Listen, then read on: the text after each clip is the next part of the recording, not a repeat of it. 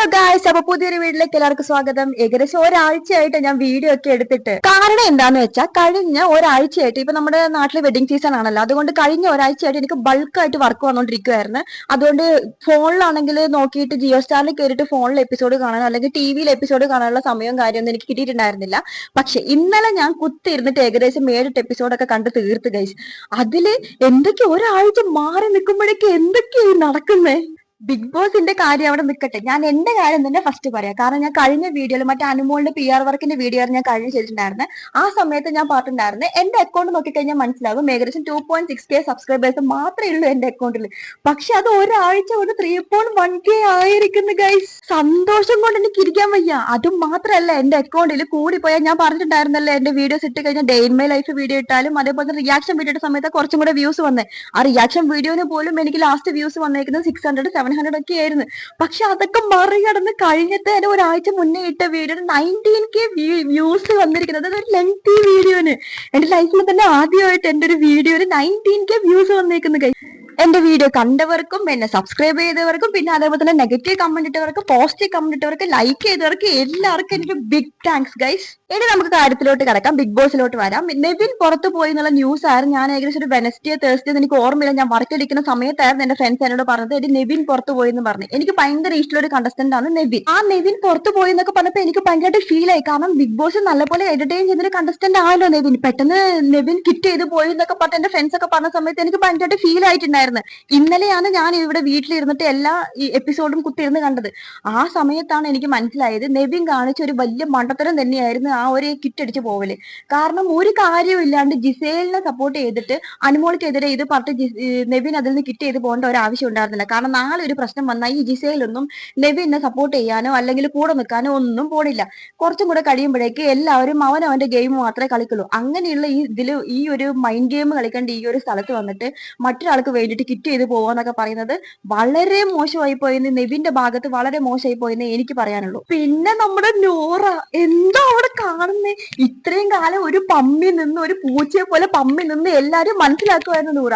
ഇപ്പൊ ശരിക്കും പറഞ്ഞാൽ നൂറനെ കുറിച്ച് നമ്മള് രേണുസുതി ഫസ്റ്റ് ഒരു ഡയലോഗ് അടിച്ചിട്ടുണ്ടായിരുന്നല്ലോ, എന്താ രേണുസുതി എന്താ ഫ്ലവർ അല്ലടാ ഫയർ ആണെന്നും പറഞ്ഞിട്ട് മറ്റേ ഇതിന്റെ ഡയലോഗ് ഒക്കെ അടിച്ച് ഇതാക്കിണ്ടല്ലോ. പക്ഷെ ശരിക്കും അത് സ്യൂട്ട് ആവുന്നത് നൂറക്കാണ്. ഇത്രയും കാലം ഫ്ലവർ പോലെ നിന്നിട്ട് പെട്ടെന്ന് ഒരു കത്തലായിരുന്നു നൂറ.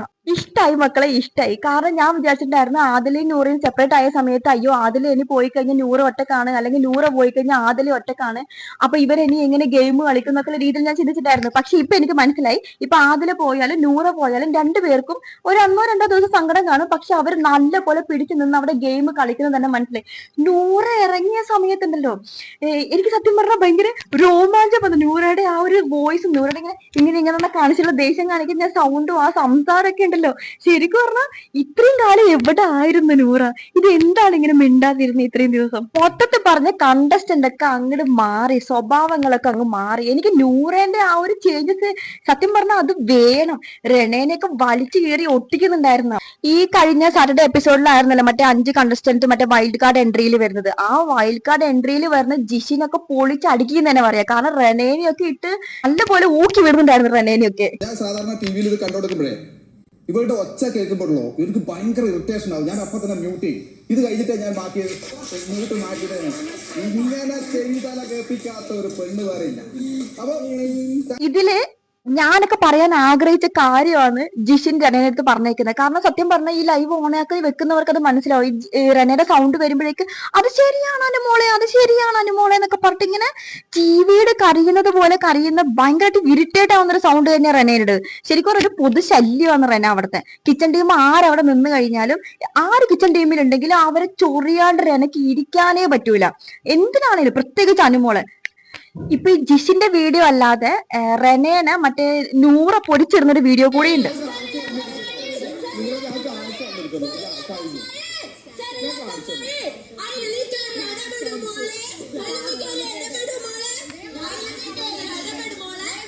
ഈ വീഡിയോയില് റെന എങ്ങനെയാണോ കാണിക്കുന്നത് അതേ തരത്തിൽ തിരിച്ചു കൊടുക്കുമെന്ന് നൂറ ചെയ്യുന്നത്. ശരിക്കും ഇത് മനസ്സിലാക്കണം. ഒരാള് ടാർഗറ്റ് ചെയ്യുമ്പോൾ, അതായത് ഒരാൾ ടാർഗറ്റ് ചെയ്തിട്ട് അവരെ മാത്രം കോൺസെൻട്രേറ്റ് ചെയ്യുമ്പോൾ കിട്ടുന്ന ആ ഒരു ഇത് റെന മനസ്സിലാക്കുക തന്നെ ചെയ്യണം. ഇപ്പൊ എന്തായാലും മനസ്സിലായിട്ടുണ്ടാവും. കഴിഞ്ഞ കാല് പിടിച്ചൊക്കെ ഉണ്ടായിരുന്നു. കഴിഞ്ഞ എപ്പിസോഡിൽ മറ്റേ നൂറേന്റെ കെട്ടിപ്പിടിച്ച് ഇനി ഇങ്ങനെയൊന്നും ചെയ്യത്തില്ല എന്നൊക്കെ പറഞ്ഞിട്ട് നൂറേനെ കെട്ടിപ്പിടിച്ച് കരയുന്നൊക്കെ ഉണ്ടായിരുന്നു. റെനക്ക് ശരിക്കും അത് തന്നെ വേണം. ഇത്രയും കാലം എല്ലാവരും ഇറിറ്റേറ്റ് ചെയ്തുകൊണ്ടിരുന്ന ഒരു ക്യാരക്ടർ ആയിരുന്നല്ലോ റെന. ശരിക്കും പറഞ്ഞാൽ അവരുടെ പൊതു ശല്യം തന്നെയായിരുന്നു റെന. പിന്നെ ഇതുപോലെ തന്നെയായിരുന്നു അക്ബർ. അക്ബർ എന്ന് പറഞ്ഞാൽ ചൊറിയും പുഴു, ഇതുപോലത്തെ ചൊറിയും പുഴു ഇല്ല. എന്ത് ചൊറിച്ചാലാ ചൊറിയുന്ന. അതിന് ജിസേലിന് വേണ്ടിട്ട് സപ്പോർട്ട് ചെയ്യാൻ വേണ്ടിട്ട് അക്ബറിന്റെ വായിന്നൊക്കെ ഇങ്ങനെ മറ്റേ അരുവി കൊട്ടുന്നത് പോലെ ജിസേലിനൊക്കെ കാണുമ്പോൾ ശരിക്കും വൈൽഡ് കാർഡ് എൻട്രി വന്നപ്പോഴേക്ക് റെനയും അക്ബറും ഒക്കെ പത്തി മടക്കി താഴ്ന്നെന്ന് തന്നെ പറയാം. പിന്നെ അതേപോലെ തന്നെ എനിക്ക് തോന്നുന്നു ഷർത്തപ്പാനിക്കൊക്കെ മനസ്സിലായി. അതായത് ഈ അക്ബറിന്റെയും പിന്നെ അതേപോലെ തന്നെ അപ്പാനിയുടെ ഒക്കെ ഗ്രൂപ്പ്സ് ഒക്കെ പുറത്ത് പോയേക്കുന്നത് നെഗറ്റീവ് ആണെന്ന് ഷർത്തപ്പാനിക്ക് മനസ്സിലായി തോന്നുന്നു. അതുകൊണ്ട് തന്നെ പുള്ളിക്കാരനൊക്കെ ഒത്തിരി ഒന്ന് അടങ്ങിയിട്ടുണ്ട്. പിന്നെ അക്ബറുമായിട്ട് കുറച്ച് ഡിസ്റ്റൻസ് ഇട്ട് മെയിൻറ്റെയിൻ ചെയ്ത് ഗെയിം കളിക്കുന്നൊക്കെയുണ്ട്. അങ്ങനെ കളിക്കുവാണെങ്കിൽ ശരത്തിനൊക്കെ സപ്പോർട്ട് ചെയ്യാൻ ഇഷ്ടംപോലെ ആൾക്കാരുണ്ട്. പിന്നെ അതേപോലെ തന്നെ ഇതല്ലാണ്ട് ഇപ്പൊ ഇടയ്ക്ക് കഴിഞ്ഞ ഇന്നലത്തെ എപ്പിസോഡ് തന്നെയാണ് തോന്നുന്നു അനുമോളോട് മസ്താനി പറയുന്നുണ്ട്, പിന്നെ നിന്നെ അവള് ബാക്ക് സ്റ്റാബ് ചെയ്യുന്നുണ്ട്, മറ്റേ ശൈത്യം നിന്നെ ബാക്ക് സ്റ്റാബ് ചെയ്യുന്നുണ്ട്, നീ അത് ശ്രദ്ധിക്കണം എന്ന്. അപ്പൊ അനുമോള് പറയുകയും ചെയ്യുന്നുണ്ട്. എനിക്ക് ചില സമയത്തൊക്കെ തോന്നിയിട്ടുണ്ട്.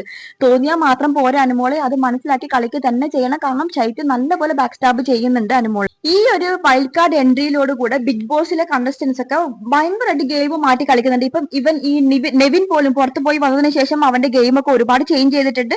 അക്ബറൊക്കെ ഒരുപാട് അടങ്ങിയിട്ടുണ്ട്. പിന്നെ അതുപോലെ തന്നെ ഷർത്തപ്പാനി അക്ബറുമായിട്ട് കുറച്ച് ഡിസ്റ്റൻസ് മെയിൻറ്റെയിൻ ചെയ്തിട്ട് ഇപ്പൊ ഒറ്റക്കാണ് പുള്ളിക്കാരൻ കളിക്കുന്നത്. ശരിക്കും അങ്ങനെ കളിക്കുക തന്നെ ചെയ്യണം. പിന്നെ ബിന്നിക്ക് ഒരു പണി എന്തായാലും ആരെങ്കിലൊക്കെ കൊടുക്കുന്നതിന് ഞാൻ വിചാരിച്ചേക്കുന്നത്. പിന്നെ ശൈത്യയുടെ സ്വഭാവം ആരെങ്കിലൊക്കെ അനുമോളടുത്തൊന്ന് എത്തിക്കണം എന്ന് എനിക്കുണ്ടായിരുന്നു. അത് ശൈത്യ ഇതേപോലെ കാണിക്കുന്നത് അതൊക്കെ കറക്റ്റ് ആയിട്ട് മസ്താനിയൊക്കെ അവിടെ എത്തിച്ചിട്ടുണ്ട്. രേണു സുധിക്ക് നല്ല ചൊറിച്ചിൽ മസ്താനി കൊടുക്കുന്നുണ്ട്. നല്ലപോലെ രേണു സുധിനെ ചൊറിയുന്നുണ്ട് മസ്താനി അവിടെ പോയിട്ട്. പിന്നെ മറ്റേ സുധിച്ചേട്ടന്റെ പേരിലൊക്കെ പറഞ്ഞിട്ട് നല്ലപോലെ ചൊറിയുന്നുണ്ട് അവിടെ. ഞാൻ വിധവയല്ല, ഞാൻ വിധവയല്ല, അല്ല സുധിച്ചേട്ടൻ ഞാൻ വിധവയല്ല, ഞാൻ വിധവയല്ല. ഇത് ഇന്നലെ കൂടെ ഞാൻ പറഞ്ഞു.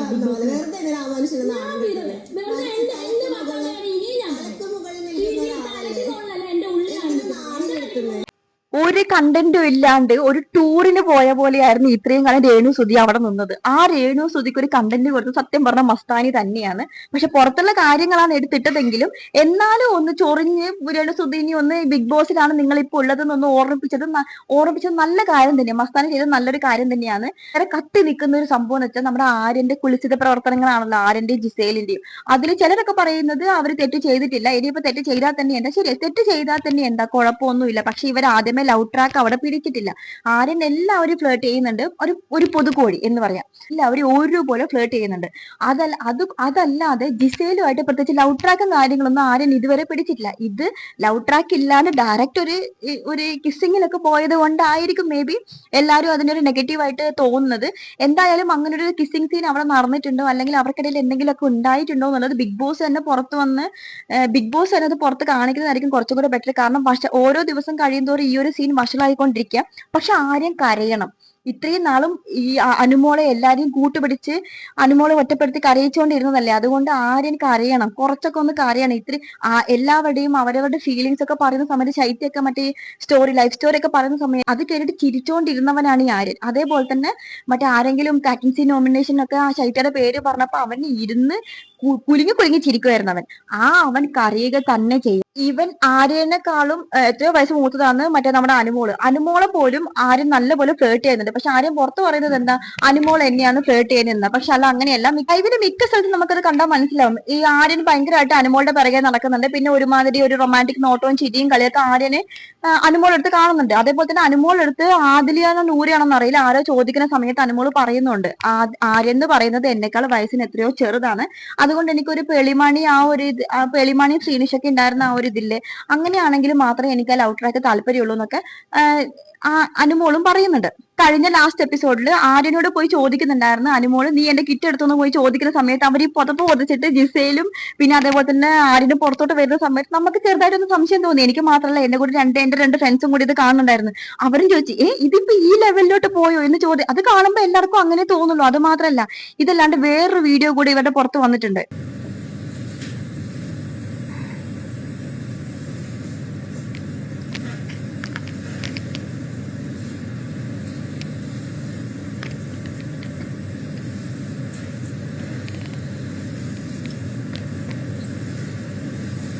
ഈ വീഡിയോയില് ആര്യൻ ആദ്യം എല്ലാവരും നോക്കിയതിന് ശേഷമാണ് ഈ ബെഡ്ഷീറ്റിനുള്ളിലോട്ട് പോകുന്നത്. ബെഡ്ഷീറ്റിനുള്ളിൽ പോയ സമയത്ത് ഇവർ രണ്ടുപേരും അതായത് ആര്യൻ ബെഡ്ഷീറ്റിനുള്ളിൽ പോയ ഉടനെ ആര്യന്റെയും ജിസേലിന്റെയും ബെഡ്ഷീറ്റ് ഒരുമിച്ചാക്കുന്നുണ്ട്. ഒറ്റക്കൊറ്റക്ക് കിടക്കുന്നവർ ഒറ്റക്കൊറ്റക്ക് കിടന്നാൽ പോരെ, പക്ഷെ അതല്ല ചെയ്യുന്ന, ഇവർ രണ്ടുപേരും ബെഡ്ഷീറ്റ് ഒരുമിച്ചാക്കുന്നുണ്ട്. അതിനുശേഷം എന്തൊക്കെയോ അവിടെ മൂവ്മെന്റ്സും കാര്യങ്ങൾ നടക്കുന്നുണ്ട്. പക്ഷെ അതിന്റെ സത്യാവസ്ഥ എന്താന്നുള്ളത് ബിഗ് ബോസ് തന്നെ പുറത്ത് കൊണ്ടുവരണം എന്നാണ് ഞാൻ പറയുന്നത്. അത് അനുമോളാണോ ശരി അല്ലെങ്കിൽ ആര്യനാണോ ശരി എന്നുള്ളത് ബിഗ് ബോസ് തന്നെ അത് പുറത്ത് കാണിക്കണം തന്നെയാണെന്ന് എനിക്ക് പറയാനുള്ളത്. ഇതിനെക്കുറിച്ച് കൂടുതലായിട്ട്, കാരണം പുറത്ത് അതുപോലെ കത്തി നിൽക്കുന്ന ഒരു ടോപ്പിക്കായത്. ഈ ഒരു സംഭവം മാക്സിമം ഒരുപാട് അങ്ങ് പോകുന്നതിന് മുന്നേ ബിഗ് ബോസ് ആയിട്ട് ഇത് പുറത്ത് വന്നിരുന്നെങ്കിൽ ഈ ഒരു പ്രശ്നം ഇവിടെ അവസാനിപ്പിക്കായിരുന്നു. പിന്നെ അതേപോലെ തന്നെ പറ്റുവാണെങ്കിൽ ആര്യനും രേണു സുധീനും ഒക്കെ ഇവിടെ നിന്ന് പുറത്താക്കുന്നതായിരിക്കും കുറച്ചും കൂടെ ബെറ്റർ. കാരണം ഇതിനെ കൊണ്ട് പ്രത്യേകിച്ച് കണ്ടന്റ് ഒന്നും അവിടെ തരാനില്ല. പിന്നെ കഴിഞ്ഞ ആഴ്ച ലാലേട്ടൻ വന്നത് ഓരോ എപ്പിസോഡിൽ ചുമ്മാ അവനെ സംസാരിച്ച് പോകും മാത്രമേ ചെയ്തിട്ടുണ്ടായിരുന്നു. പുള്ളിക്കാരൻ വെക്കേഷൻ ആയതുകൊണ്ട് എന്തായാലും പുള്ളിക്കാരൻ വന്നല്ലോ, ആ സമയത്ത് ഒരു എവിക്ഷൻ വെക്കണമായിരുന്നു. ഈ പറയുന്ന പോലെ ആര്യനെയോ അല്ലെങ്കിൽ രേണു സുധീനെ പുറത്ത് വിടണമായിരുന്നു. എന്തെങ്കിലുമൊക്കെ ആക്ടിവിറ്റി കൊടുക്കുന്ന സമയത്ത് അത് കളിക്കുന്നുണ്ടെന്നല്ലാതെ പ്രത്യേകിച്ച് ഒരു ഗുണവും ഈ രേണു സുധീനെ കുറിച്ചോ അല്ലെങ്കിൽ ഈ ഒരു ആര്യനെ കുറിച്ചോ ഇല്ല. അപ്പൊ ഇവർ രണ്ടുപേരെയും പുറത്ത് കളയണം തന്നെ എനിക്ക് പറയാനുള്ളത്. അപ്പം എല്ലാവർക്കും വീഡിയോ ഇഷ്ടപ്പെട്ടെങ്കിൽ എല്ലാവരും കമന്റ് ചെയ്യുക, ലൈക്ക് ചെയ്യുക, സബ്സ്ക്രൈബ് ചെയ്യുക. അപ്പൊ അടുത്ത വീഡിയോ ആയിട്ട് വീണ്ടും കാണാം. Tata bye bye guys.